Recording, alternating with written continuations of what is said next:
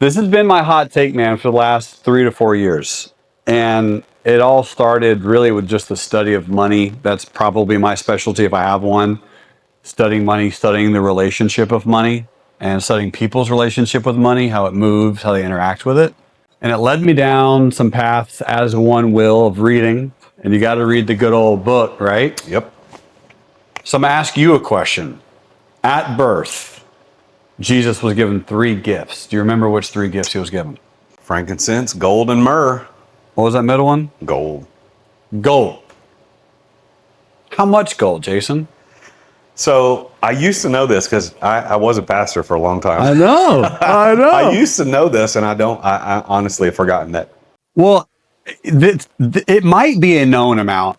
At this particular moment in my life, I don't know the amount. I have done some research, and it isn't verified anywhere in the Bible or any other religious text. But there are certain context clues that you can get a general idea that it's probably a decent amount. So I'll give you one of those context clues. So the king at the time, King Herod, was sent these wise men. Fun fact, it also wasn't 3 wise men. It was just wise men. Could have been 2, could have been 200. No, who knows? I don't know. Could have been a lot more than, but it's more than 1. Wise men. So these wise men were sent from Jerusalem to Bethlehem, which is about 6 miles away. So it's not extremely far. So the reason that's an important context clue is, well, King Herod knew that the person being born was going to be born as the king of the Jews. So he was aware that this was a very, very important person that was being born onto this earth. And so he wanted to make sure that that particular person was given a gift. So these wise men, or magi, went to Jesus, to his birthplace in the manger, and provided him with those 3 gifts. Now, in some research, if you are a king, Jason, I want to give you a gift. I'm like, hey, man, you're a pretty good king. Welcome to kingship. I like you. Yeah. Blessings on your family. 50 pounds of gold. That's a lot, dude. Yeah. That's a lot of gold. And when you talk about 50 pounds, it's like, well, if there were more than, let's say, 3 wise men, and they were on camels, and they only had to go 6 miles, could it have been farther? Or could it have been more gold?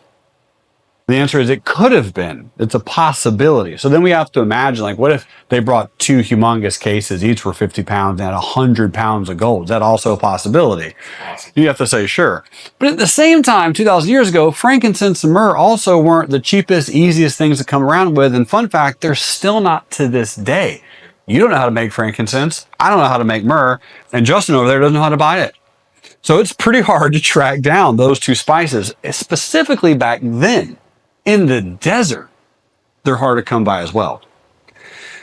So when you start with that thought in mind, that Jesus at birth was given so much because he was worth it, and he didn't have to do anything at all except exist to receive so much blessings and monetary backing. Hey there, it's the real Jason Duncan. Thank you for watching this video. But if you are an entrepreneur and you've ever thought about what it's going to be like when you get ready to exit your business, I'm the guy you want to follow. So make sure that you've subscribed to this channel and go check out the link in the description, therealjasonduncan.com. Check out the resources I've got for people just like you, as an entrepreneur who's trying to get his life back, get her life back, get your time and freedom back. If that's what you want as an entrepreneur, if you're being trapped in your business, then I can help you get out of that. So go to therealjasonduncan.com. The link is in the description, and check out one of these videos. I'll see you next time.